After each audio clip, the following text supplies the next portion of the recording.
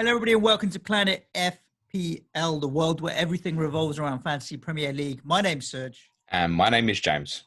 We should probably call it our Christmas special, James, because it's the closest podcast we're recording to Christmas. But when you're recording and publishing on Christmas Eve, Christmas Day, Boxing Day, 27th, 28th, it kind of almost is an irrelevance. But as a main podcast, Christmas special. I don't know. It's not just fucking Chip Special Part B, isn't it? Yeah. So let's just wrap it around in some context so that the listeners know what's going on. Yesterday, we put out a Chip Special podcast. I think quite a few of the other podcasters in the game, in the FPL space as well, were doing them. They conveniently were recording in the evening, which was after the whoever decides on the Carabao Cup Final scheduling moved the Carabao Cup to later in the season, which now means that the potential of a bigger game week, the 26 double game week, is on the horizon. And some of the things that we spoke about in our Chip Special, highly anticipated podcast, was pissed on by people drinking Carabao within about Carabao. 3 hours. Yeah. We got pissed on by some Carabao.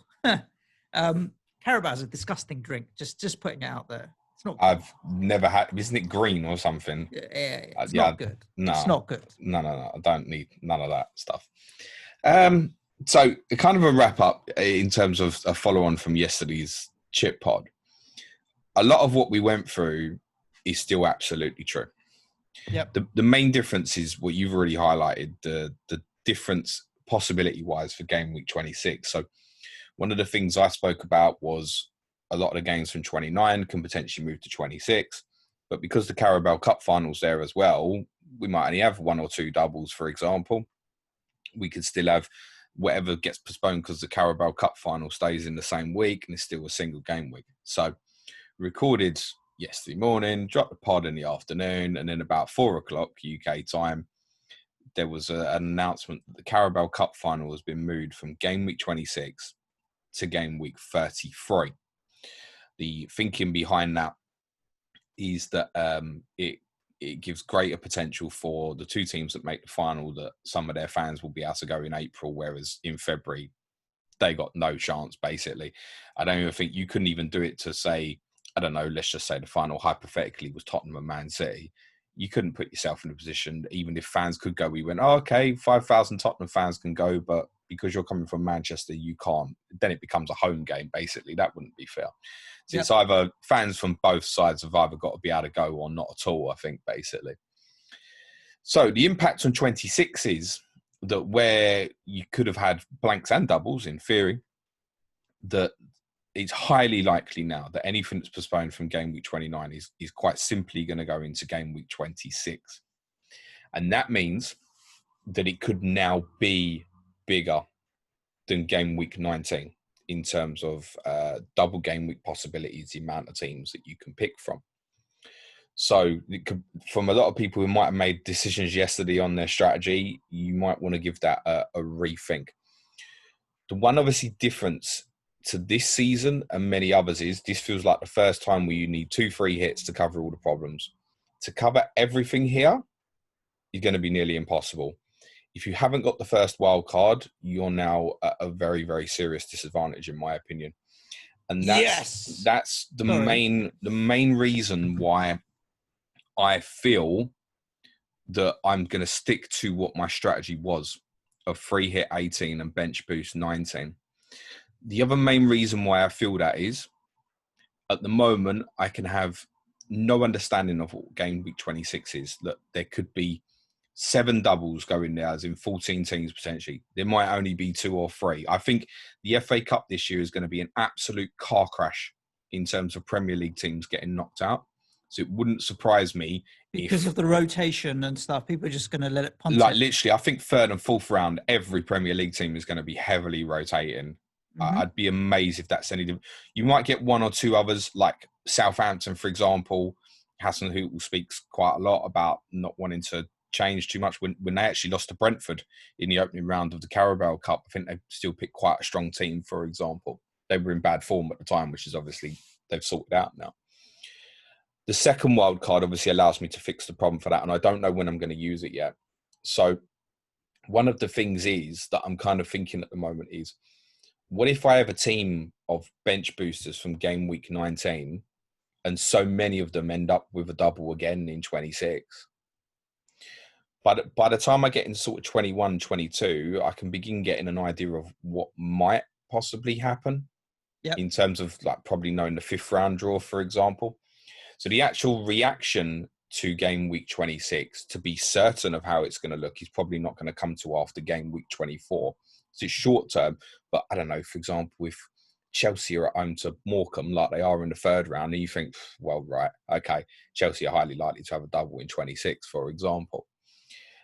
The second wild card obviously allows me to react to it if I want to. And the other thing I like about using the bench boost in 19, rather than 26, obviously I can free hit 18 and don't have to worry about it.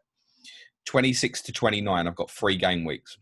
Also, if I'm not concentrating on a bench boost in that game week, in theory, I could wildcard in 25 or 26, leave 4 on the bench that are playing in game week 29.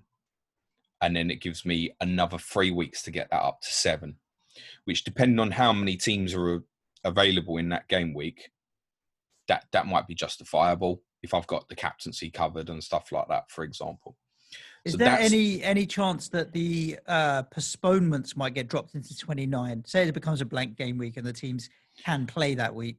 You mean like Villa and Newcastle, for example? Yep, that's a possibility. So what? Yeah, so it may not even be like 29 might be a little bit bigger than potentially. Obviously, for that to happen, to give you an example, so let's say, just hypothetically, that Villa and Newcastle hasn't been rearranged, right?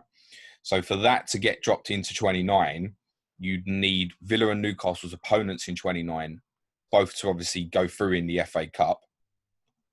The games to get postponed. If Villa and Newcastle were then available that game week, it would make sense to just play it in there, right? Because it's an international break straight afterwards as well.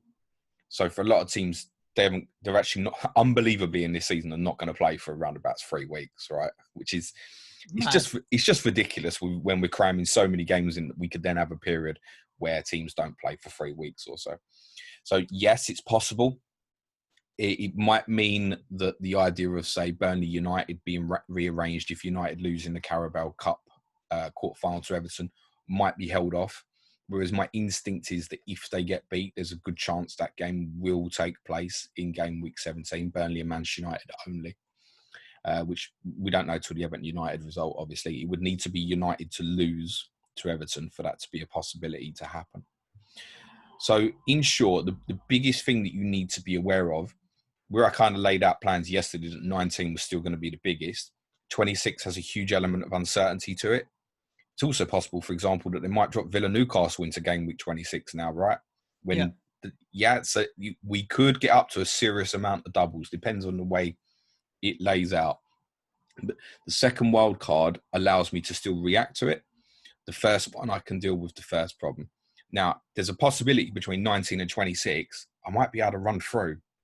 If I've got 9 doublers or so from what I've got carried through, then I would still rather hold that second wild card back to game week 30 and then have a different advantage of running through for the stretch.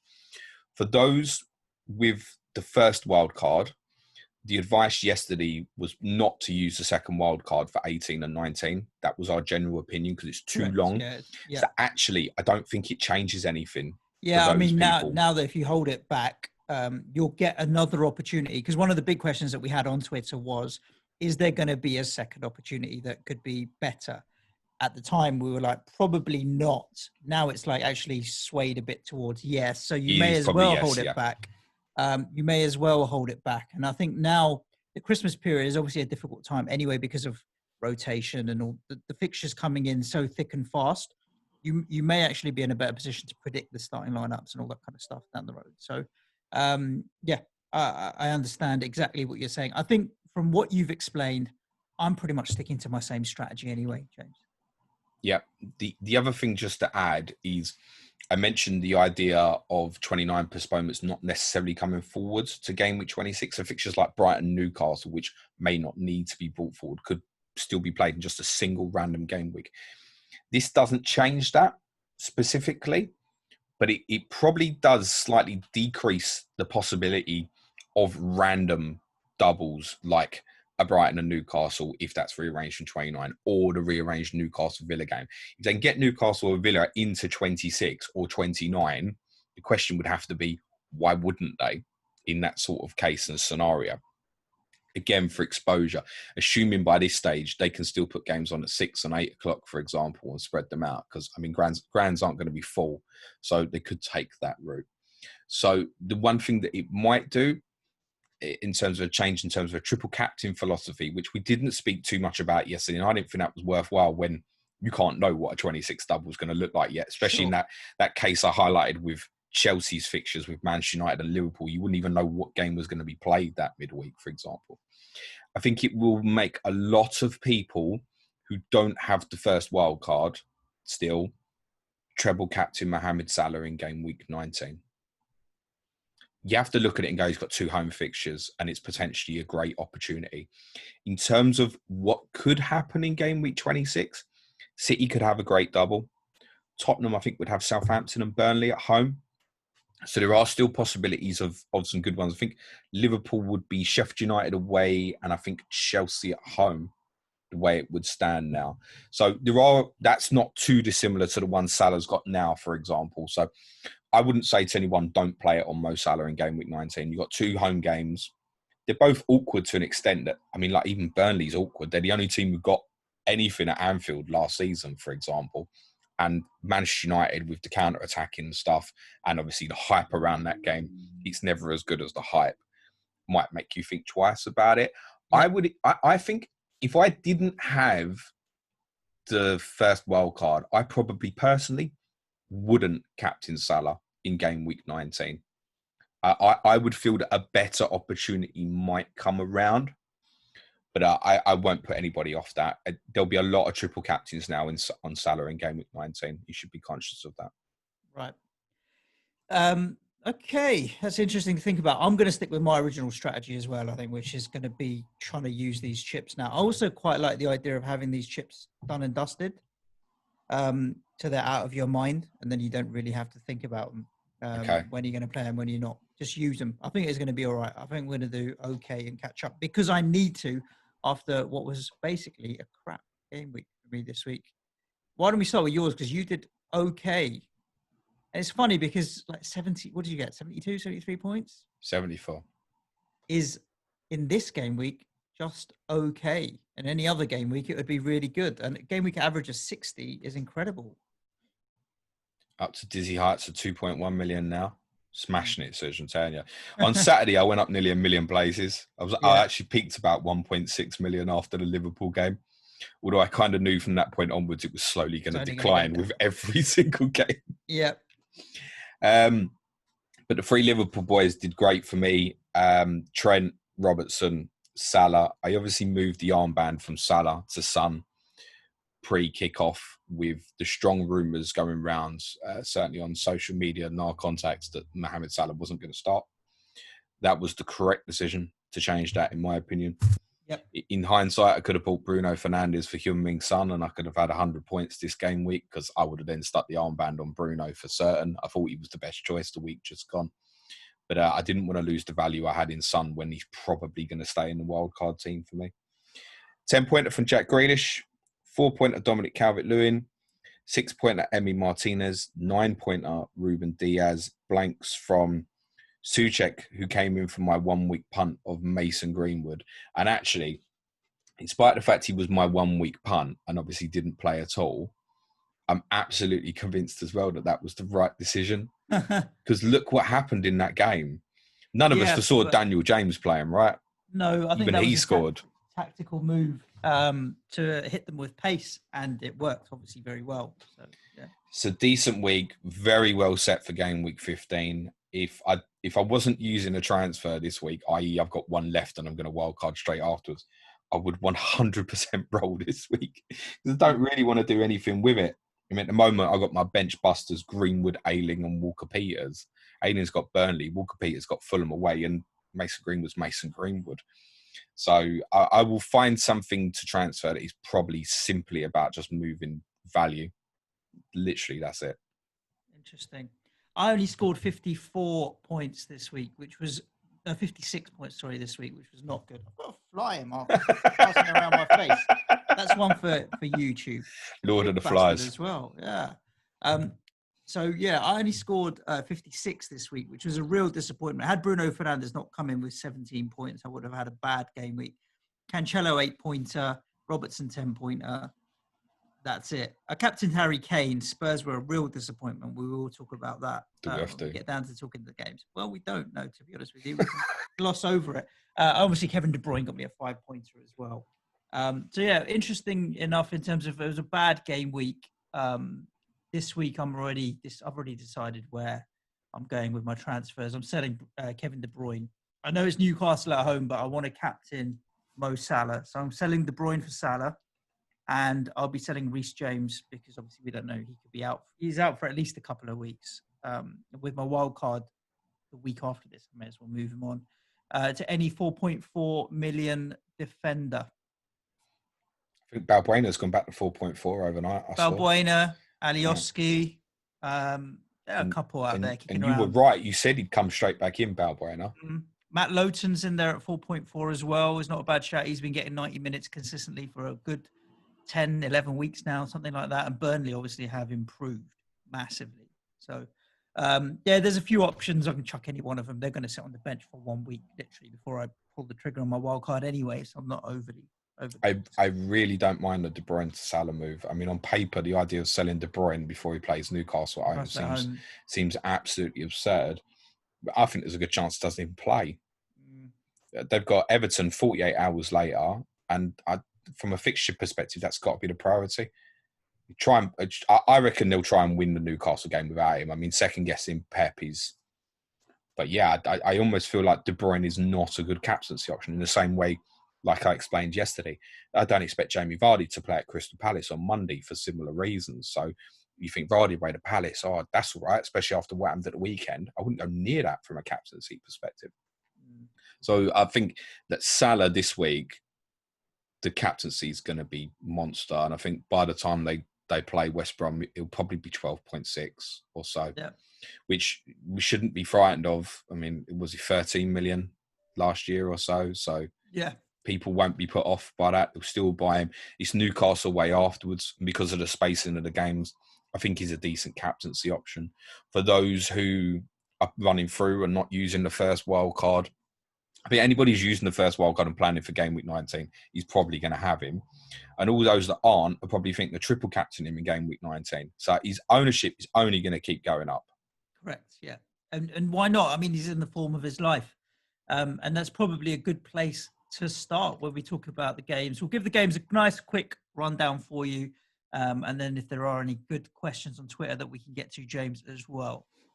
Palace 0, Liverpool 7. Just watching this game was just comedy, to be honest with you. I took my son to some computer coding type class type thing that he wanted to go to. So I sat at the back of the room just watching this, just seeing it all unfold. It's just like an absolute soap opera. It's like EastEnders with everybody crying about Salah bench, and some people have left the armband, some people hadn't. You knew as soon as he came on with half an hour to go that he was going to tear it up. I thought you were saying that you were laughing about the fact that you were training your son to become a world-class hacker. No, he's doing that himself. Yeah, but I was just sitting at the back there, just with nothing to do, watching the game. And I'll be honest with you, it was a bit. I was gonna say that I was disappointed with Crystal Palace. Because when you get steamrolled like that 7-0, it's not good. I don't think you don't expect that to happen to them. No, but there was a pit from between goal 1 and goal 2. They were the better side. Yes, they created chances and stuff. So you're almost like, you know what? In a similar way, like when we played Chelsea yesterday, the first 20 minutes they were on top. But then we had a really good period where we controlled the middle of the park. But then the second goal goes in and you're done. So I think it would be harsh to say Palace were a disappointment. But to lose 7-0 is not great. No, just briefly on Palace, I don't know if that should be a concern or not, just purely on the basis that they've still got some difficult fixtures to come. Obviously, Arsenal way in the blank. Got Sheffield United before that, Leicester before that, which might not look as bad as it does on paper because, as I said, I think Leicester will heavily rotate for that game. Villa away this weekend, they're in good form. They've got City away in game week 19 as a single fixture. So I think from an FPL perspective, now's not people on people's radar. I think unless you're planning for game week 18, if you're sitting there with a Wilfried Zaha, you're probably thinking of moving that on. If you've still got Tyreek Mitchell, you're probably thinking about manoeuvring funds so you can get up to a 4.4, 4.5 defender, for example, for this particular period. So don't think you'd be looking at Palace. It must the loss of Benteke was big because it meant that they couldn't play with a variation, just sling the thing in from wide areas, and he would have given Liverpool some trouble with that. You're right, at 1-0, Palace for 5-10 minutes were the better side, and I think it was Jordan Ayew. If he'd laid one back properly for Zaha scores in this 1-1, and we're talking about whatever happens next wouldn't have happened, clearly. But Liverpool scored some phenomenal goals. And I think particularly the third goal from Firmino was such a wonderfully taken goal that it shot them. It shot them. And I think at that stage, you're thinking, we could get mullered here. Let's make sure that doesn't happen. And in the opposite hand, and to be fair, like the quality of goals that Liverpool were scoring, Henderson's finish, then Firmino's little dink over Gator, it wasn't a 7-0 game. Like Gator didn't make a save in the game, right? Hugo Lloris made 9 saves against Liverpool last Wednesday. Gator didn't make any. So Liverpool had more shots on target against Tottenham than they did against Palace. Did Liverpool deserve to absolutely batter them? Yes. 7-0 was probably a little bit extreme in the end, particularly like with Salah's last goal. And you're just going, wow. I mean, what a goal. He didn't even, quite often he thrashes at things when he gets in that position. Like he bends it, but sometimes he hits the thing too hard as well. As soon as he kicked it, he went, that's a goal. And we all did, that's in. Keeper ain't getting nowhere near that. It's very good from Liverpool. They've come through a difficult period. There's players now coming back fit. Naby Keita played. Chamberlain came on as a substitute. Thiago Alcantara's very close. I think the spacing of games means that Matip can probably play all the games over this Christmas period. And then suddenly you're looking at it and go, okay, they're without Van Dijk, without Joe Gomez. Other than that, the squad's all fit, other than obviously Jota. It wasn't a player that they had last season in any case. They're only going to get stronger. They're only going to get stronger. And they've got an amazing little run of fixtures. I mean, if you're planning for that in 19 as well, you can go West Brom, Newcastle, Southampton. That's great. And I like I said, I think the key for them is the spacing of the fixtures. The fact that they've got West Brom on Sunday. They've had a week off. There's no concerns on Salah this week. No, Newcastle 3 days later. And then Southampton 5 days later. It's golden. They don't for Liverpool in terms of the spacing of the fixtures. It's as good as it can be over Christmas. I think even Southampton who play Saturday and then the Monday against Liverpool. They have to play West Ham 2 days later after Fulham. So it's Liverpool the ones who've got it cushy. It's not a complaint. I mean, I'm sure Klopp will find something to moan about, but he shouldn't be. He's come up so rosy for them for Christmas. There's no way that we can recommend or not recommend any Liverpool players to you. You already know the ones to get because you listen to the pod. I heard an interesting thing on the radio yesterday, James. From the start of this season, which was the 12th of September or whatever, till the 21st, which was yesterday. If you look at the same time period last year, this year Liverpool have played 22 games in that time period. Last year they played 23 games in the same time period. So we're all getting on Klopp's back for moaning about too many fixtures and this, that, and the other. They played the same number of games as they did last season. Just saying.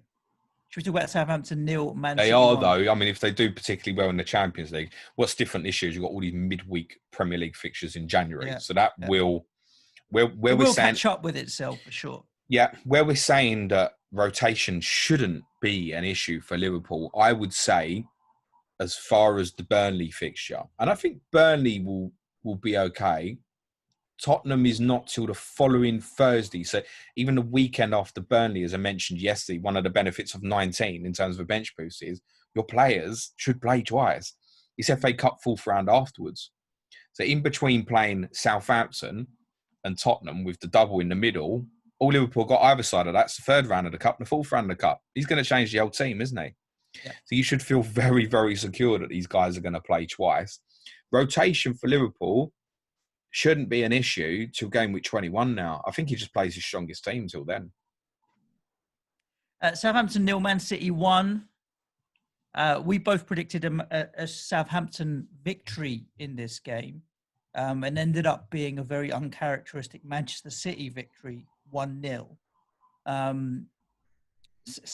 The same again from City in a way that it wasn't fluid, it wasn't incredibly good, but they ground it out. I think they're at the mindset now is winning is more important than tiki taka, tiki taka, tic tacs, whatever it may be. I keep saying it 100 times over, mate. Guardiola is a defensive coach. But this, yesterday, felt, not yesterday, on Saturday, obviously, felt very, very different. I loved the first half of the game. Brilliant. Southampton threw punches at them. And they didn't force Ederson into any real serious saves, but they carried a threat.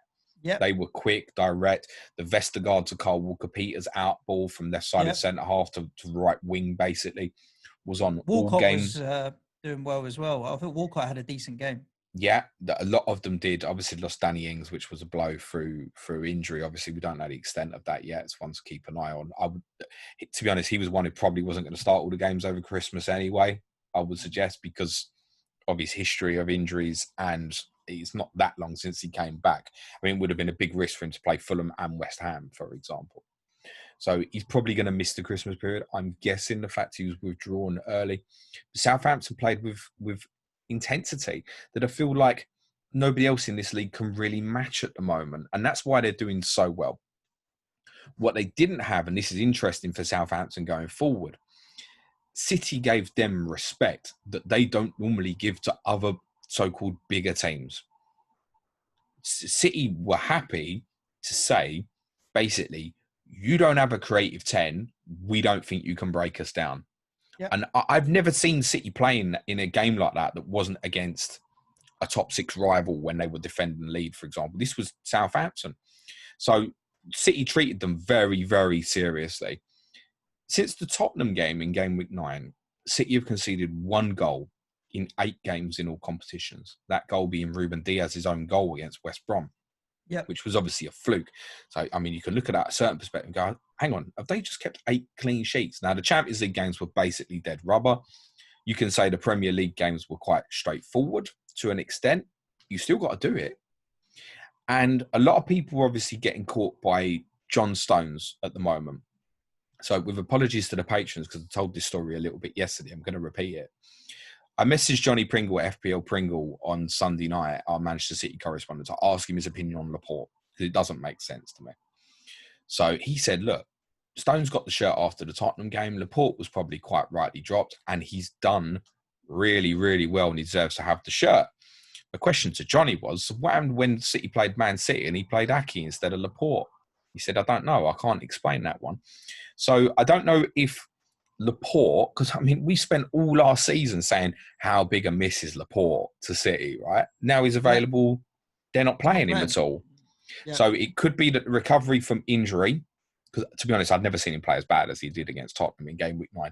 The recovery from the injury has not been what they'd hoped, and he's not quite the same player. However, in my opinion, he's still the best left-footed centre-back in the league. Left-footed, not necessarily best left-sided centre-back, because I can hear the Liverpool fans going, well, better Van Dijk, James. Left-footed, in my opinion, he's still the best. And I think he will get back in that team at the moment. However, for those thinking short-term, John Stones is a decent shout. He really is. All you have to be aware of is, like I said, guessing the team for the next 2 fixtures, good luck with that. Yeah. Newcastle Saturday night, Everton Monday night. I mean, they've got the players to rotate. A lot of them are back fit.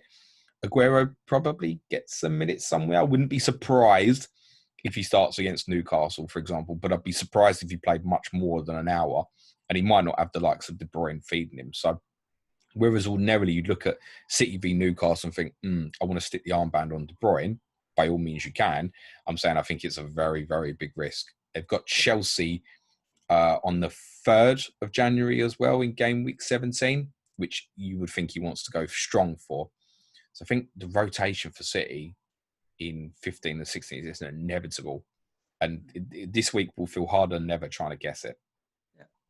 From a Southampton point of view, if anybody's looking for a 1 week punt before they do play their wild card, Fulham away this week is a great shout. Che Adams, obviously, now we know he's going to be up top as main man. I thought Walcott did well. They all did well. They're all potentials, even James Ward-Prowse, if you're up for it. But then post wild card, their game week 17 and then the double in 19 is horrible in terms of Liverpool at home, Leicester away. Leeds away is actually not a bad game. I think Southampton will have a lot of joy there because of how open Leeds are. But the Liverpool at home, Leicester away, as 2 of the 3 fixtures you'll get in a 17-19 double up. Not ideal. For Southampton, stop being bothered about fixtures. I mean, if you've got a Southampton defensive asset and you want to leave them on the bench in game week 17, if you're planning for 19, then obviously, yeah, that's very reasonable. The double wouldn't put me off at all. Leicester away, Leeds away. Che Adams is such great value. Doesn't matter. Yeah, he's cheap. Vestergaard is still cheap as well. Yeah, is he still 4.9, is he? Bednarek's only about 11, 12 points behind him, and I think he's 4.6. So that's an alternative. I realise at the moment, Vestergaard looks such a huge threat from set pieces and his distribution in terms of passing that he's the better asset. But if you're 0.4 short, Bednarek's fine. Just be cautious on Cole Walker-Peters. It was the one I kind of highlighted yesterday. This goes for a lot of players. When you're wildcarding, be cautious to check how many yellow cards the player you're buying has. So Walker-Peters has 3. If he gets booked at Fulham at the weekend, he's got 4. To clarify the booking situation, players who receive 5 yellow cards before their 19th match will serve a 1-game suspension. 19th game, not game week 19. So in the case of Aston Villa, for example, if they don't have any of their rearranged games, if a player gets booked for them in game week 21, they will serve a suspension in game week 22. Does that make sense? Correct. So it's the 19th game of the team, not game week 19. Then it resets and it goes up to 10 yellow cards. And then it's like, I don't know what that is, game week 32 or something like that. I need to check it out. You just need to be consciously aware of that. But Southampton have a Leicester away and Leeds away.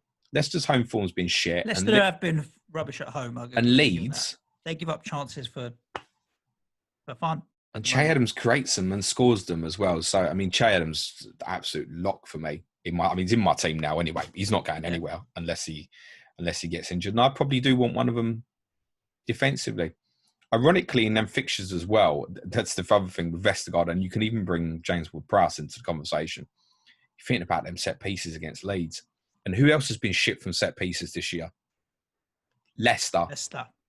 And that's the double. Yeah. Everton 2, Arsenal 1. I started watching Troops TV. You know, he's moved over to America or whatever. I had never seen his new show and none of it. You're already wishing you hadn't, aren't you? I mean, Arteta out. They're at borderline now. They really are. Borderline, yeah, they are. 4 defeats in the last 5, no goals.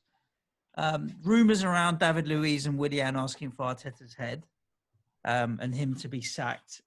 You just can't see where it's coming from. Okay, Aubameyang sick. So forgive me. No, I think he had calf injury, didn't he, Aubameyang? I think so. To be fair, yeah. But I mean, that really doesn't help. I think Arteta's ruled him out for the Carabao Cup game, but he has a chance for Chelsea, possibly. Is my understanding. Listen, my team had a really bad day yesterday, but some of this shit's too funny. So, since losing 3-1 at Liverpool in game week 3, Arsenal have only scored 2 in their 5 away games. Both of them were penalties. Rob Holding's own goal was the 3rd time an Arsenal player has found their own net this season. If you add to Aubameyang against Burnley and Saka against Aston Villa. In the same period that Arsenal scored 3 own goals, they've scored 3 goals. Mad. That takes some fucking doing. Mad. And obviously, Pepe scored a penalty against Everton as well. Aubameyang against Southampton. I can't even think what the other goal they scored was. Manchester United? I don't know. United? Is that in that period? It might have been. I'm not sure. You never had, watching the game, any belief that they were going to get back into it. I think Arsenal fans would have probably felt as soon as Everton scored here we go again. And then the same with the second. There's a mad stat for you as well. All 4 of Yerry Mina's last 4 goals have been scored in the 45th minute. Oh, wow. That's some mad coincidence. Watch him at set pieces just before half time. Mm-hmm. Arsenal is quality for Arsenal. They're just so far off from a quality perspective. They are in no danger of going down, let me honestly tell you. And they're only about 11 points off Tottenham, who are 6th. Would you say, all right, 11 points or whatever? Listen, there's over half a season to go.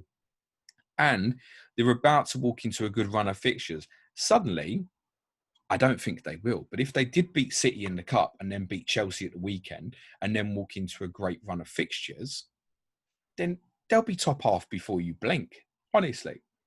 So to say they'd be fine is wrong, because I think they're a long way from what fine and acceptable is for Arsenal. And at the moment, even with them fixtures, you wouldn't want to buy their players. Game week 18, free hit's going to be interesting. I think that it's almost the most interesting thing about it for those who take that route at the moment is how many Arsenal. I agree with you that they're not going to go down, but that's quite a bit to do with Sheffield United, West Brom, and probably Fulham at the moment as it stands.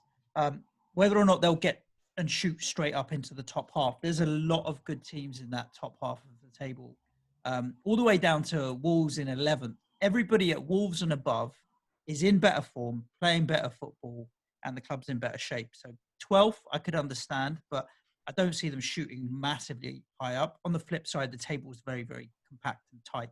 They're on 14 points. To get top half is 21 points. That's 7 points. That's three matches at least. But yeah, Their 4 fixtures after Chelsea: Brighton, West Brom away, Palace, Newcastle at home. How many points do you think they get? Brighton, West Brom away, 4. And the 2 home games, Palace and Sorry, Newcastle. I meant all of the games. They're going to get 4. You think they'll get 4 points from them 4 games? 4 or 5, yeah. All right, let me tell you, if they only get 4 points from their 4 games, they probably are in a relegation fight. They'll get 10 or 12 points in those games. Although, to contradict that a little bit, Arsenal's next away game, which is game week 16, is away to Brighton. Brighton haven't won a home game since they beat, guess who, in July? The Mope match. The Mope match, right? And football has a weird way of throwing up quirks like that Brighton will beat Arsenal. Yeah. On the other hand, Gylfi's back again. It's not an FPL conversation, Gylfi Sigurdsson. Calvert-Lewin continues to do bits, although I do feel as an owner... The price dropped now, 7.9. I'd like to see it. If he drops down to 7... He's going back. They've got Sheffield United at the weekend, so it's going back up. I feel like some of his assists have been very fortunate recently, and I'm an owner. The great week for Everton to beat Chelsea, Leicester, and Arsenal. I don't think anyone would have foreseen that coming before the Chelsea victory, and knowing they've done it with no fullbacks, they've done it with no James Rodriguez. I do think, as I said, that the fact of having to play centre backs at fullback, I know Holgate has played right back a lot in his career, kind of forced them into a better defensive structure for these games against teams who will have more of the ball. Now, how that works against Sheffield United, different characteristics and might be a very different problem. And in an odd way, I wouldn't be surprised if they concede more clear-cut chances to Sheffield United than they have to Arsenal just gone, for example. Different challenge. Probably be better off. I think Seamus Coleman was a substitute against Arsenal, wasn't he? He was. So probably better off getting Seamus Coleman back in the team. Although it's been working, you go, okay, great, that's been fine. Change it back up. Play Coleman against Sheffield United. And if you want to go back to the 4 centre-backs when they play Manchester City on the Monday, by all means, crack on. Because Everton have got City on Monday, there has to be some concerns about rotation for the Sheffield United game. So I wouldn't be going and buying Calvert-Lewin. I think with him, he probably does play. I think he plays. He's I think so. Solid. Because he's a natural athlete. He's young. They also don't have many alternatives at the moment. Yep. In an odd way as well, they're possibly thinking, let's take the 3 points against Sheffield United. And if we can get a result against City, great, bonus.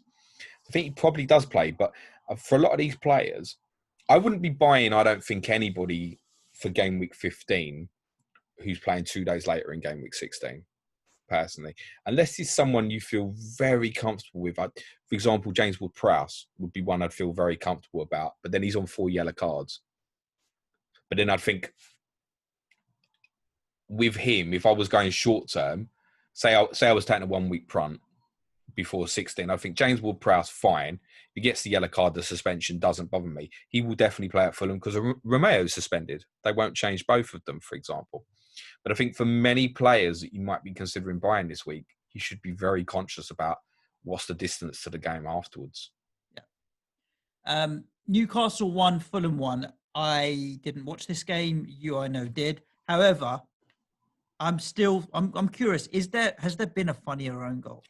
Wet myself, mate. Has there been a funnier own goal? Because I don't think there has. I'm waiting for you to tell me Toby Alderweireld's on Sunday, but it was the reaction though. It was after it hit him in the way he went down like he'd been shot, and it was comedy.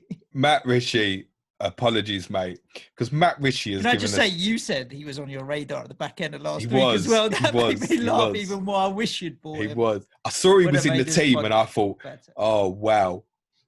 Completely forgetting, obviously, that Callum Wilson is on all the penalties now as well, and he gets shitloads. He scored 10 of his last 11 penalties or so. Callum Wilson's got a very good record from the spot, and I think they've had 3 penalties this season. Newcastle, I want to say, and I think Fulham, ironically, have conceded the most. I thought that it wasn't a penalty. I've watched it so many times over. I think the red card was right because it should have been second booking and free kick on the edge of the box. I think was probably right. Yeah. The own goal was hilarious, mate. And do you know what it made me think of as well? We spoke about it so much last season. The miss that he had at Burnley, which was like, how did he miss? It was from almost an identical position, wasn't it, when he put it wide? Yeah. But yeah, the fact for whatever reason, he just never saw it coming, did he? Was hilarious. Fulham should have won the game. They were a better team by miles. Even after the red card, Newcastle weren't better than them. And slowly, progressively, they are doing good things. I get the feeling that with Lookman, and I know Caballero had to pull out the game for a slight niggle. I get the feeling with them that they're going to be good on the eye and not bad FPL assets at their price, but you're probably not actually going to get many returns out of them. I like the fact they're beginning to play with a bit of variation, Fulham. So they played a bit different in this game to what they played in certain other games. And but they're giving themselves a chance to get out of it. Newcastle, there's been loads of rumours up there in the last couple of days, not all of them great. So there was a strong rumour yesterday morning that Lascelles and Bruce had a big bust up and St. Maximin had pissed off to France. And I think off the reaction of these rumours getting quite strong and a lot of Newcastle fans getting quite angry, it's obviously been released since, that those were the 2 Newcastle players that had the really bad case of COVID. Right. Okay. So we obviously wish those 2 players a speedy recovery. It sounds like they're not going to be playing football for quite a while. So stop the rumours now about bust-ups with manager. The 2 players aren't well. But that said, clearly not everything is right. It's understood as well, and I don't know if this kind of came off the back of the Lascelles and St. Maximin rumours, that there was a bust-up between Bruce and Fernandes at the weekend as well. Not all's well. Next 3 games, City, Liverpool, Leicester. Horrible run. Following that is the blank at Sheffield United. Then a trip to Arsenal. Then Leeds at home, Everton away. They're in trouble. They're still in big trouble. Callum Wilson is obviously a very reasonable shout for the blank game week. And if you've got, great, I wouldn't be anticipating too many returns in these upcoming fixtures. No. And moving on to the Sunday games, James, started early with Brighton 1, Sheffield United 1. I got to watch at least 3/4 of this game. How Sheffield United got into the lead. I really wanted to tweet the mind boggles, but I didn't do it because it was a shit joke. Fucking hell, get your coat and piss off, mate. Oh dear, puns galore. I should have DM'd it to Adam Pritchard because he's happy at putting out shit puns on Twitter. Go on, Adam. quite often during games, we have a match day live channel on our Slack for our patrons, and it's a really good little kind of buzzing vibe during games where people are making comments on the game. And I had a little look in there when obviously the Lundstrom red card happened, which in my opinion, by the way, was the correct decision because it's excessive force. He didn't need to make that tackle. It wasn't like he slipped into it or he didn't need to make the tackle. It's daft. But first replay I watched, I thought, you know what, his not the leg that he wasn't tackling with, what do you call it, standing leg, it wasn't anywhere near the player. It was off the ground, but it was not part of the tackle. It was a standing lunge. It didn't need to do it. But it was looking at it, and if everybody thinks it's the tackle endangers an opponent, that is going to get you sent off in that circumstance. And you've got to be mad as Sheffield United kind of player, manager, anyone involved to be thinking, why we're in such a shit situation. Let his mates down. Anyway. Completely. So I'm looking in this Slack channel after this red card, and a shout out to our friend we always rip the piss out, Rob Pick. And he made a brilliant comment. It was the best comment I saw all weekend. He said, if there is one team I wouldn't trust to take advantage of this, it's Brighton. Yeah. And oddly enough, when it happened, I even thought to myself, it wasn't anybody else. I think you'd have gone, they'll win this 2 or 3-0 routinely now. Even if it'd been like Fulham, for example, you go, they'll win this routinely. You never had that feeling about Brighton because there's no trust in them to do anything different from fail to put the ball in the net. Now, if you got Danny Welbeck and you got your return over the weekend, great, well done. He's decent value. It wouldn't be for me. You've got a tough Christmas period about to come up. West Ham, Arsenal, Wolves, and then City away in the blank. Leeds away in the double is a single fixture. And after that, they've got Tottenham and Liverpool 21-22. And I am now very far removed from my idea that they'll be too good to stay up. They're in trouble. There's too many slip-ups in game. You can't just keep saying it. 2 points from Fulham and Sheffield United is not good enough. You're better off winning one and losing one, mate. Yeah, exactly. And to end up in a position where they've had more than a man advantage for over half against Sheffield United, it's unacceptable that they haven't won. Ramsdale made 3 saves. Yeah. If he walks away and he's made 7-8 saves and Sheffield United get the joy, you go, okay, Goldie's had a worldie or something. That wasn't the case. They obviously dominated the game. They had a lot of territorial advantage. We were watching the game thinking the whole time. And after Sheffield United scored, none of us had any confidence that Brighton were even going to get a draw, let's be honest. I think a lot of us were watching the game thinking, they're going to hang on to this Sheffield United. And full credit to them and the manager for what happened tactically. Obviously shifted the system straight away to basically a 4-4-1. He played players out wide in the likes of McGoldrick originally, who could still give them legs so they could counter and get into positions like Bogle did for the goal that they scored. It could be a little changer for them, but I still think they need to win 3 of the next 4 to have any chance of staying up. Can't see that at the moment. And you wouldn't go anywhere near their asses. One of the really interesting things is going to be for the free hit 18 is, again, a little bit like with Arsenal. What do people do? Sheffield United, Newcastle.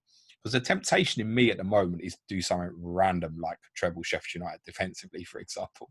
But I'll make that decision when I get there. Please don't do it, James. I might. This young, handsome chap, Danny Welbeck, he has 4 attacking returns in, give or take, 6 or 7 games of football. So not doing badly.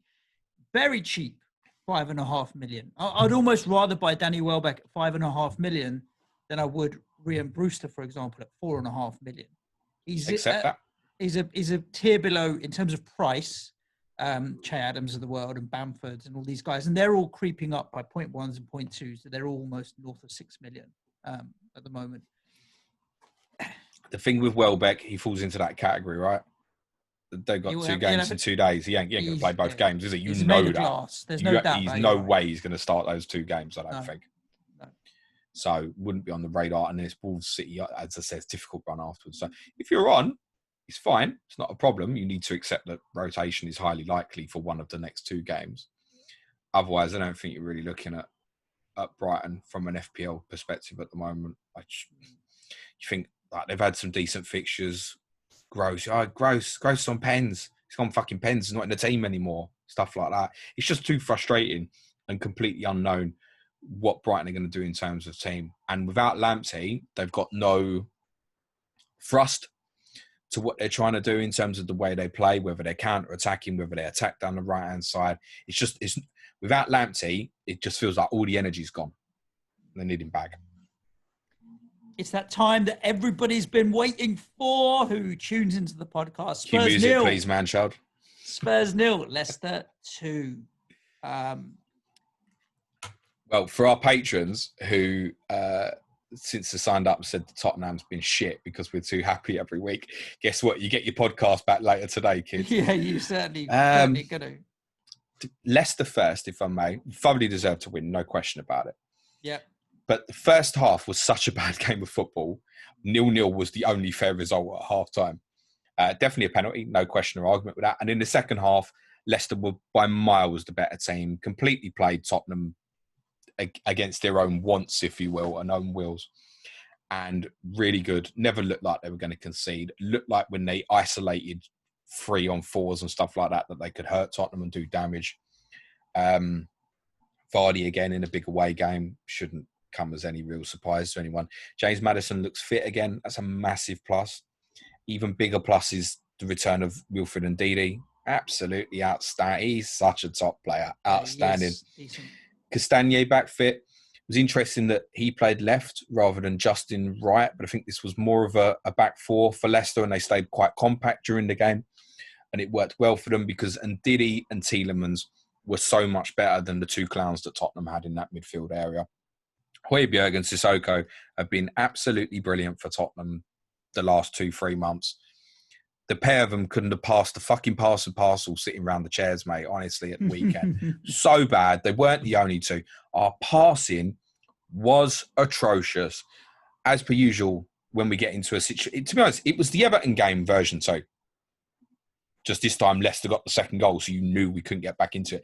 Ironically, we actually had a couple of chances at 2-0. Schmeichel makes one very good save from Son, whereas in the Everton game, we never looked like we were going to score. It was a bad day at the office. Everybody who keeps going, even after the Liverpool game, I see all over my timeline, if anyone don't believe Tottenham's in a title race, yada, yada, you still believe that this morning? Come on, guys. We're 6th. Man City got a game in hand, got above us 7th. Stop it, honestly. There's only 2 teams win this league, in my opinion. And City got the game in hand and the fixtures to give themselves a chance.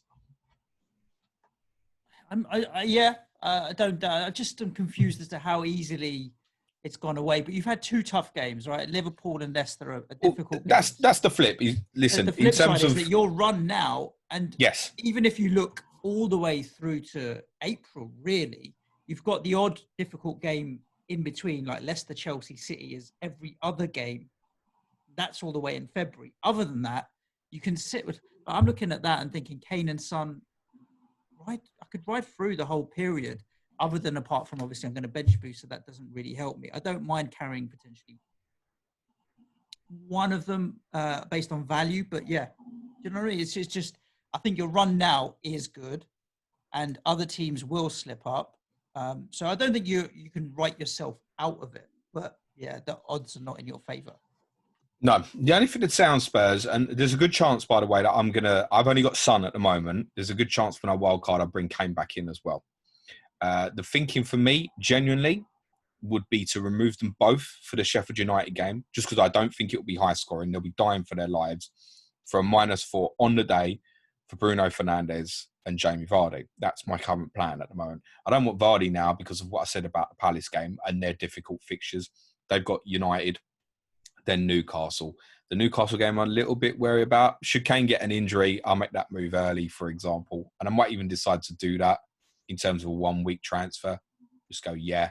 But I'm probably not moving Kane to Vardy unless he's injured with Kane playing Leeds. In terms of rotation for Tottenham obviously have a three-day gap between the Fulham and the Leeds games. What I can't tell you right now, because the obvious one that I know people want to know is, are they going to play all the minutes over Christmas? I don't know. A lot of it might depend on what the result is against Stoke in the League Cup tomorrow night, which Tottenham have to win the game. No excuses, because, listen, this bloke needs to get me a trophy and then he can go into the sunset and hold up his middle fingers to everyone and do what he wants. We need a trophy now because I can't be watching this shit football losing games like this. It's only acceptable when we're winning. And it's the fine margins between winning and losing and how a football fan feels, right? When you're winning big games defensively, I've spoken about it, it's not acceptable to go to Palace and try and hold on to a 1-0. Look at what Liverpool just did to Palace. Yep. And I moaned about this time last week. Go and kill the game. It's not like they're the best team in the world. In terms of the minutes, I probably can't give you a factual answer till we drop the podcast at midnight on Sunday night, whether they start or not against Fulham. They probably will, but the Leeds game afterwards is going to be intense. The Leeds game in game week 17 is going to be fascinating. Absolutely fascinating. I think that's a good segue to talk about Manchester United versus Leeds. And let's start with Leeds, because I think Bielsa's been getting a bit of stick from a lot of people. And some people are arguing... Depends who you listen to. Some people are completely the other way. Yeah, it's like the argument is that if you want the 5-2 against Newcastle, you've got to accept the 6-2 against Manchester United. If we're going to go and slap some people, but we're going to get a slap. And for a lot of people, they would say, yeah, I'd rather have that entertaining football and have a team that's enjoyable to watch. And yeah, we'll have the odd bad day, because you can chuck in with the 6-2, even a 4-1 defeat against the likes of Crystal Palace, which you shouldn't be losing. And we only beat them 2-1, but we could have scored more that day. And then you've got people on the other side saying, do you know what? You're up at the Premier League now. If you want to say we're going to play our style of football all the time and just come at you and we'll take the rough with the smooth, it's naive. And really, you've got to be adept enough to be able to adjust your tactics depending on your opposition and what you're going to get. If you're going to be foolish enough to just say, so that we'll just do what we do each and every game, and some will win, some will lose, some, that's naive. So there's people sitting in both camps. They've got a few slaps recently. That's all I'd kind of put out. And they'll continue to get a few slaps. And that's one of the reasons why I think it's not just Spurs have good fixtures in terms of those who are trying to manoeuvre 18, 19. It's the fact of also looking at it and going, yeah, do you know what? They're probably the best captaincy against Leeds in game week 17. By the way, right now, I would captain Salah away to Newcastle in 16 rather than captain Kane or Son, personally. Against Sheffield United. Was that because of the improvement against Fulham as well. The one thing I'd say about your comment of naive, Suj, the way I would deem naive would be when you try and avoid mistakes and you make the same mistakes over and over again. Like Arsenal would, for years, have been a good case of that sort of thing, right? Leeds, principle-wise, just go, this is how we're going to play. They're playing the same at 6-2 as they were at 1-0. With no chance of getting a result out of the game. Sure. But if you notice in the game, that say Calvin Phillips as an example is getting pulled out of position and it's leaving gaps and leaving a hole. Yeah. To then keep doing that in the game is naive, because you're like, hang on a second, these guys have scored a couple of goals here from us being positionally not adept. Let's change what we're doing to hold a more solid line or whatever it may be. So making the same mistake within the game can be a bit naive, no? I mean, look, to be honest, in terms of leave, I wouldn't call it naive. To be honest, I called it stupid a little bit. I just mean by the sense that common sense, they have a principle of this kind of man-to-man stuff, right? It's 1v1 battles all over the pitch. But if you leave the space like that, when the opponent has a player like Bruno Fernandes, in my opinion, at some point, a little bit of common sense should come into the conversation. But Bielsa don't care. He'll go, we'll swing. And in this particular game, we'll talk about it more because Gary Robinson's coming on, he's my cap playing, he's coming on COTC, which I'm recording later today for release on Thursday. And Aaron Lager of Leicester's also coming on. So we'll preview their big game on Saturday. But all this talk about Bielsa, didn't Solskjaer pull out a tactical masterstroke here? And I'm critical of him every week. But he picked the right team to damage them hard. And it was all about off-the-ball running. Brilliant. Mm-hmm. That was probably Solskjaer's best tactical performance since he took over as United boss, honestly. It's funny, they were having the same debate on the radio yesterday around... I forget who it was. It was one of the newspaper pundits was arguing the case. Like, because United have a number of good results under Solskjaer in big games against other big teams. And how much of it is that Solskjaer is tactically quite good at setting his team up for these games? And how much is it that they've just got really good players that are worth £500 million A and little the bit of players both, do yeah. deliver it? So I can see that. I mean, to get 6 goals in that game and Rashford to pick up 0. You'd be gutted. Bamford owners as well. I mean, Nothing. nothing. Unbelievable from that fixture. Yeah. But United, for me, probably being a bit frustrated and irritated that they beat us back in at the London Stadium a few weeks ago, got to be on the radar, surely, especially the attacking assets. I mean, Bruno is Bruno. This will swing one way or the other for United, I think, in the next 4 games. Leicester away, Wolves at home, Villa at home are potentially dirty fixtures. Then Liverpool away. Now, if they can come out them 4 fixtures with, to be honest, even 8-9 points, then walk into Fulham, Sheffield United, they'll be in, certainly at minimum, a very strong position for top 4 and possibly even more. I can't believe where they are in the league, honestly, on what I've watched from them this season, particularly in home games. But they're in and about it. And the one thing with them is, irrespective of the tactics, if the likes of Martial, Rashford and Fernandes have a day, they'll have a day and they can do you, right? Yeah. And this was a day where they took a lot of advantage of off the ball running and they swung punches at Leeds. The one thing that's not been said since the weekend was I think United were prepared to concede goals as well and believed that they had so much more firepower than Leeds. Which they did. To bring it back into Tottenham for the game in game week 17, I don't know what's going to happen in that game tactically, because how I foresee this in my mind is Tottenham ceding possession a lot. Leeds will have more of the ball. That's an absolute certainty. But I think it might even be to the extent, because Leeds want to go 1-1, that Tottenham basically play a back 6 against Leeds. And the more players that are drawn towards Hugo Lloris's end of the net, the less players drawn towards the other end for Kane and Son, right? And that's it. That game will either be, honestly, Tottenham will either destroy them on the counter-attack, or Leeds will win the game 2 or 3-0 and just be rampant and dominant. Honestly, I would not be surprised if Leeds come to us and beat us 3-0, and I wouldn't be surprised if it goes exactly the opposite to that either. And that's one of the difficult decisions, understanding it tactically before you think, oh, I want to put the armband on Kane or Son. Are they then expendable for those aiming for game week 19?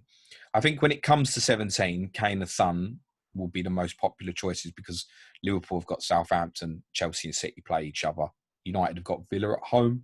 He's not the most attractive either, but Bruno Fernandes is obviously a fullback most game weeks if you have him. 17 captaincy is really interesting. And like I said, 16, I would still favour Salah.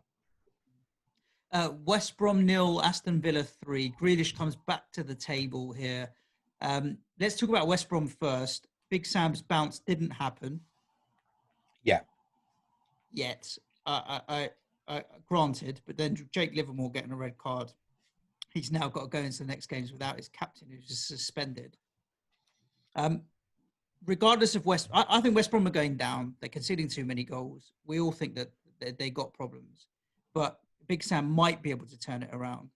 From a blanks and doubles and what have you point of view, Johnston as your second goalkeeper at 4.5, Perfect. with Wolves away, West Ham away, and in between that, that's what you need him for. I think he's ideal. So I'm not really looking at any West Brom assets other than Sam Johnston, but he'll be in my wild card because I think he's a perfect second goalkeeper. Yeah, for those who are looking to use the wild card in 16, or even those who want to use their second in 17, I think somewhere between Johnston, Areola, Fulham, I think that's the 2 I'm going at the moment, is Johnston and Areola, actually. It just fits the job. Like, they've got decent fixtures afterwards, West Brom, Fulham, Sheffield United. Fulham covers it off, so when West Brom play Man City, Fulham play Brighton. When West Brom play Tottenham, Fulham play yourselves at home. It's not the worst fixture. So I feel like I can run through with those 2 on a rotation till I know what more I want to do about, say, game week 26, for example. Johnston's the only one I'd be considering, though. I wouldn't... There's nothing that could tempt me to the point at the moment where I'd think, I've only got enough for 5.5 million forward for the double game week. Let me get Carl and Grant. Like, that thing's just not on my radar at the moment at all. Villa are an interesting one, and obviously particularly around Jack Grealish. Yeah, he's been playing amazing at the moment. Out of his skin. He's brilliant. Yeah. I'm going to sell him on the wild card. One of the things I keep hearing, which I don't quite understand, is every time I think of selling him, he does something that really impresses me. All right, he does every week. I mean, yeah, are you not expecting that at the moment? Now, obviously, he showed against Liverpool in game week 4 that he can go off in big games, and actually, he potentially can get a bit more space, etc. But coming off these amazing fixtures after they play Palace, when he's about to walk into Chelsea, Manchester United away, feels like a good time for me to jump off, in my opinion. And then Tottenham at home as well.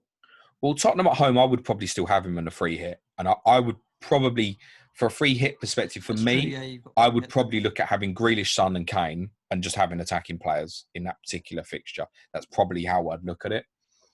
Then obviously you would potentially miss Everton. So a lot of people were also, and they're going to be stuck in this position as well with people like Calvert-Lewin, don't want to give up the value.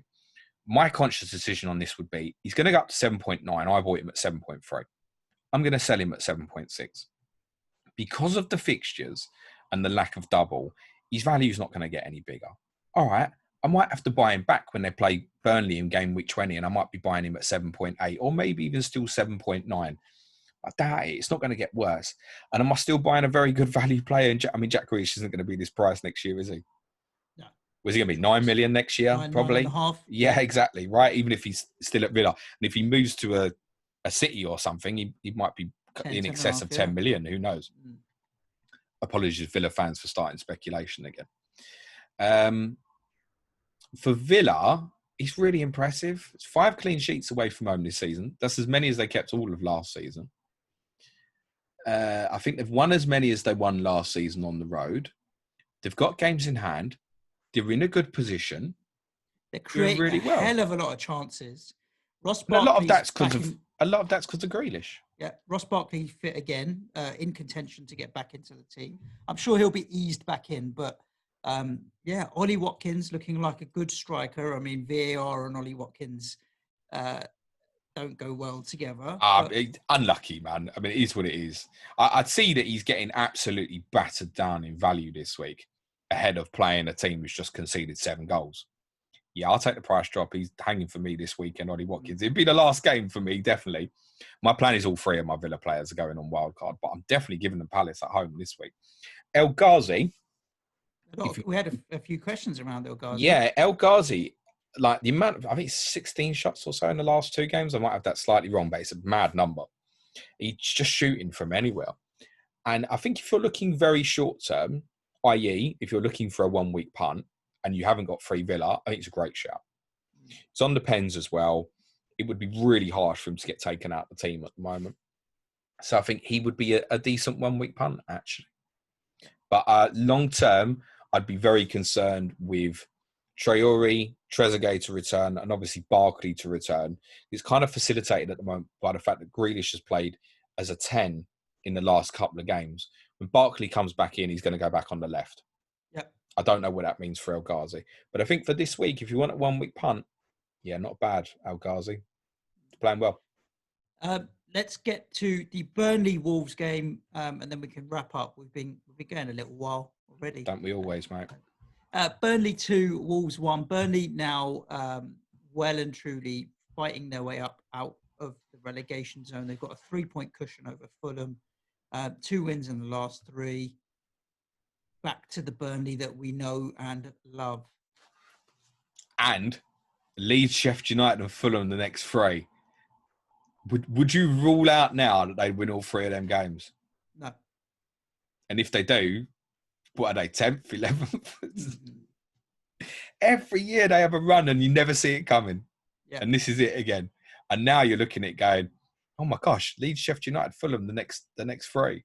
And then there's a double. Now the double's not so clever, West Ham, Liverpool away.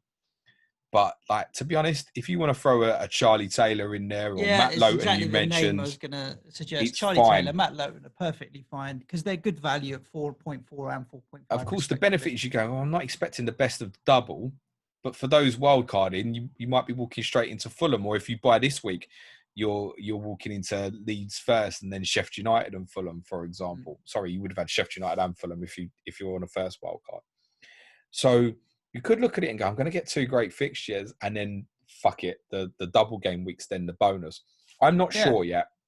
Even Chris Wood at 6.2 million, it's a risk, but Sheffield United at home, Fulham at home. But the ownership is what interests me with Chris Wood. It's less than 1%. You're talking about differential there. I think West Ham will give up chances. Liverpool is going to be a difficult game, but then they've got a home fixture with Villa after. I feel like he's not a bad punt. I wouldn't rule out Chris Wood either. As someone I had in pre-season, the one thing I would say is he frustrated the life out of me, honestly. But Burnley did more than anything I get else. that. They started the season slowly, so... To be honest, you can pinpoint almost when the results got better was basically the return of Ben Mee, gave Tarkowski the solidity because he was playing left-sided centre-back rather than right-sided centre-back. It's helped that recently they've had one of Brady or Goodmanson to play on the right-hand side of the pitch in midfield. That's given them a little bit more freedom. I must say, I keep meaning to mention this every week, keep forgetting. Brownhill was doing a really good job from midfield. He's playing well, actually. And he might even stay in the team longer term, not an FPL conversation. But yeah, and then you just look at them now and go, back to Burnley, isn't it? 4-4-2. Even the goals yesterday felt characteristically Burnley. I don't know if Nelson Semedo was still trying to get himself up off the edge of Burnley's penalty area when Charlie Taylor crossed it in. There's a laughable angle that is kind of panned out. You can see the whole pitch. And when Charlie Taylor crosses the ball, I don't think Nelson Semedo was even in his own half. Wow. Wolves sold one defensive right-hand side player who couldn't track back, and they've just got another one. Burnley's interesting. And I think it's borderline in terms of what people want. Do you want to go... I feel like they're one where you think beyond the double and you go, Sheffield United, Fulham at home. That could easily be 2 clean sheets again, couldn't it? And I think, to be honest, when they conceded last night, most of us were watching the game at 2-0 thinking, it's another fucking Pope Hall here, isn't it? Yeah. They're getting another one here. And Pope is obviously reasonable. If you're happy to pay the extra for a goalkeeper, it's obviously reasonable. You don't... With him, it's no rotation. You just play him every week. Is what it is. After the double is not the best run from Villa at home, Chelsea away, City at home. Yeah. So I'd be conscious of that as well. But then if you've got a Taylor or a Lowton particularly, just bench the bastards, right? Yeah. If you want to. That would seem the idea behind it. Serve the purpose. So I need to give a bit more think about it. Wolves have gone from the most wonderfully consistent side in the league to the most inconsistent, I think. Yeah. I feel like at the moment that Nuno's trying to find solutions, which is understandable because of the loss of Raul Jimenez. And then, to be honest, the loss of Dendoncker for a game like that is a big blow because he's the one who can do the legs. Moutinho and Neves can't do it, which is why Ottawasi played. So, I mean, Wolves' 2 goals that they conceded yesterday, I've already highlighted Semedo, who, don't get me wrong, he went forward and tried to attack and get on the inside, and the ball didn't come to him, and he's ended up on his bum. But when Dwight McNeil was standing next to him, passes the ball forward, do you know who Burnley's deepest player was? It was Charlie Taylor. He's run the whole length of the pitch, and by the time he gets to crossing, you can't see Semedo within 30 yards. That's not good enough. The second goal was even more concerning because it's from a set piece, and we know Burnley, what did it do? Back post ball, head it back across goal, or from corners, obviously direct header at goal. It's not something that we don't know that's going to happen. Every single time they do it. And you've got Ottawasi on his debut. He's on his own against not just Tarkowski, but Tarkowski and Ben Mee. Yeah. And it looked like it was intentional. It was intentional to say, we are going to let you head the ball into the 6-yard box and we'll deal with the second ball. Sorry, you are in mass danger by this point. Because if it drops, it's over. And it's exactly what happened. So I think it's fair to say that Wolves were in transition because they've obviously lost. They are trying to transition. Johnny Doherty anymore. Moutinho is still a great player, but he is 34 now, ticking along. Obviously playing without Raul Jimenez. They're integrating a lot of new players into the squad and the team. They bought quite a few in the summer. So it feels a little bit like a changing of the guard, and they're trying to transition in some of these new younger players that they've got in. Injuries, which they've never really had. We've looked at them and gone, geez, how did these guys keep going Thursday, Sunday last season and stuff like that? Didn't change the team much. And now got injured. I mean, Jimenez is huge loss. And obviously the idea was to change the system. And I think to make a more of a possession-based team, which with people like Neto, Podence, the lack of Moutinho and Neves being able to get up and down the pitch makes sense.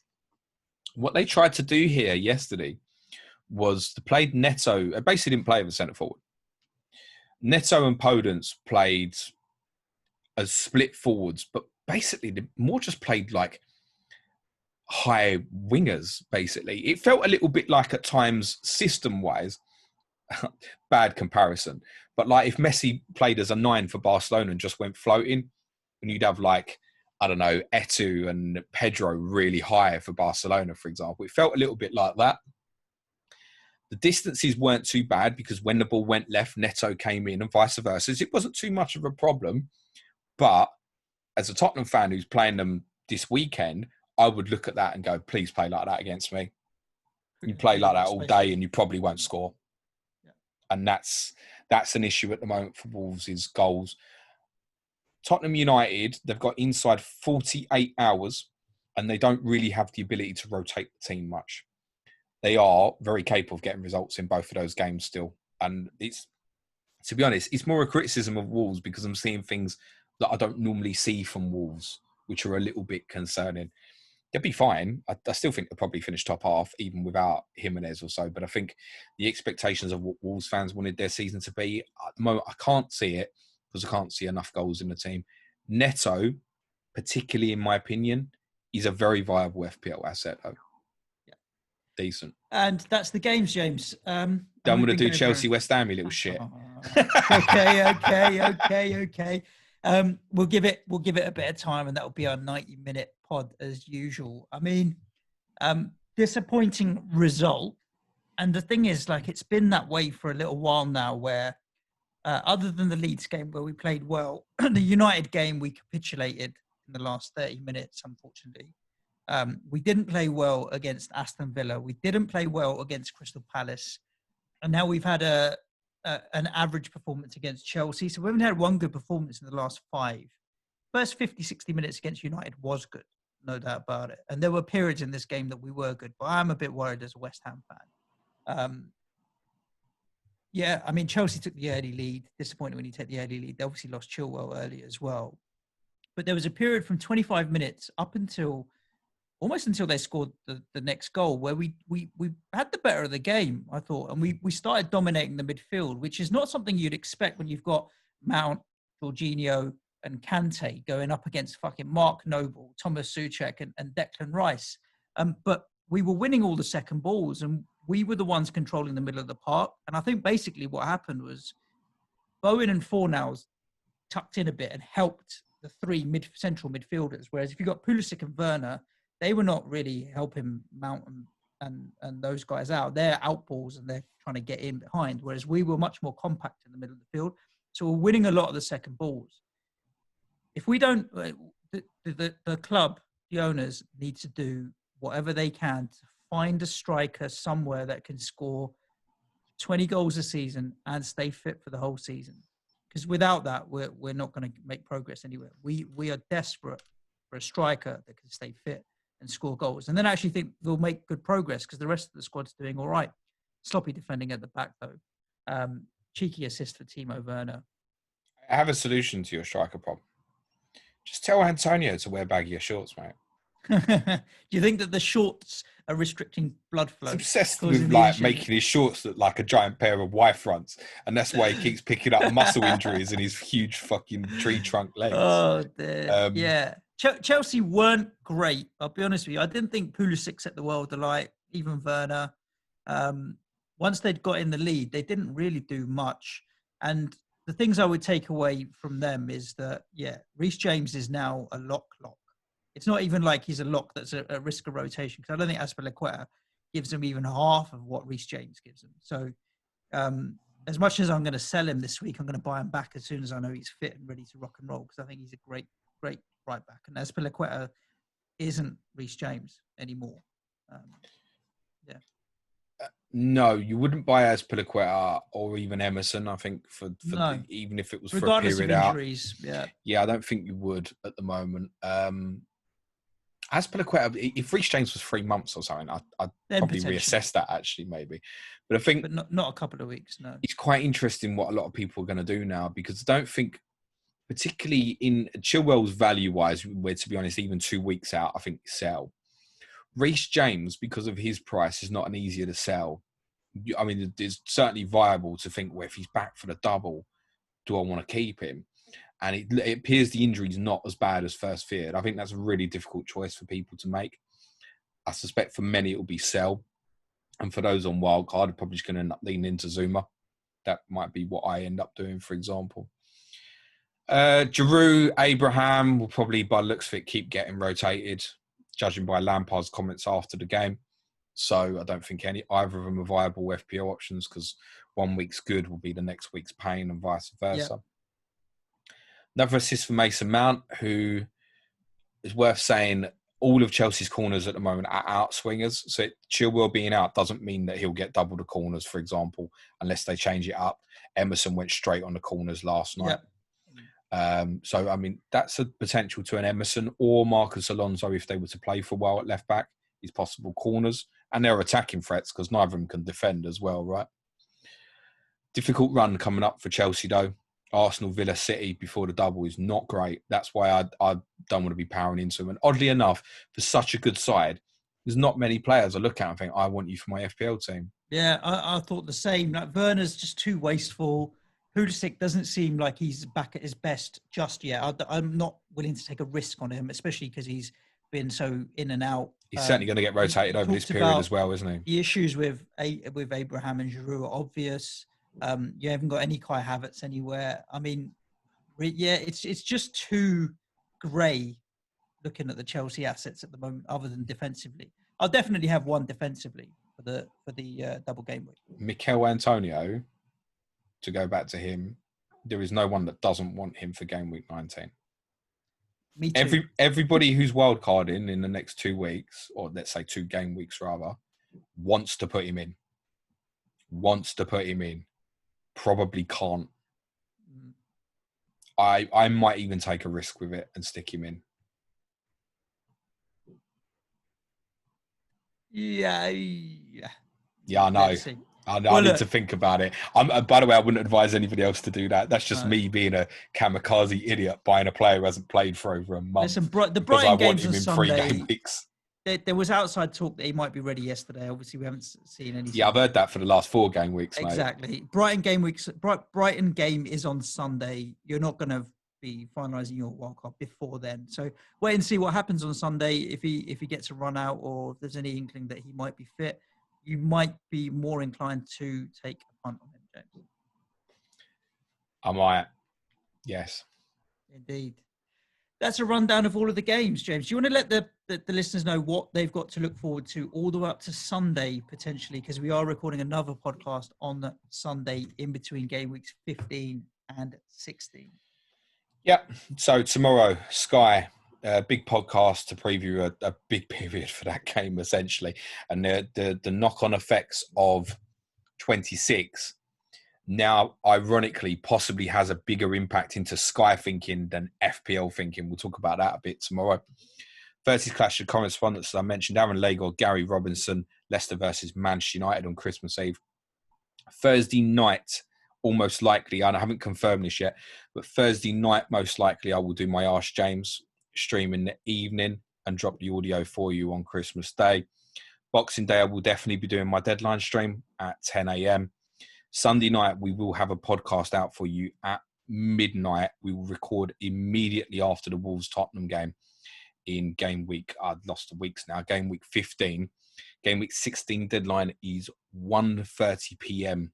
on the Monday. We will give you 12 hours to try and get that into your life, basically. Yeah.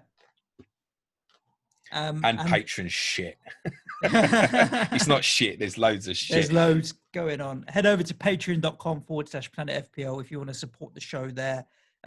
Whether or not you listen to all the additional podcasts or what have you, it just helps keep the lights on and keep things going. Other than that, if you're not a Sky player and this is the last piece of content you'll listen to before the 25th, have a wonderful Christmas. Humbug. Yeah. Stay at home. I understand it's very difficult for a lot of people right now, but do what you can to spend time with loved ones, or Go out, break into the pub. Yourself. Don't do it. And we thank you for all your support over the year. Obviously, it's still going. Stay safe. Ciao for now. Amen. Thanks, everyone. Happy Christmas. Cue music, please, man child.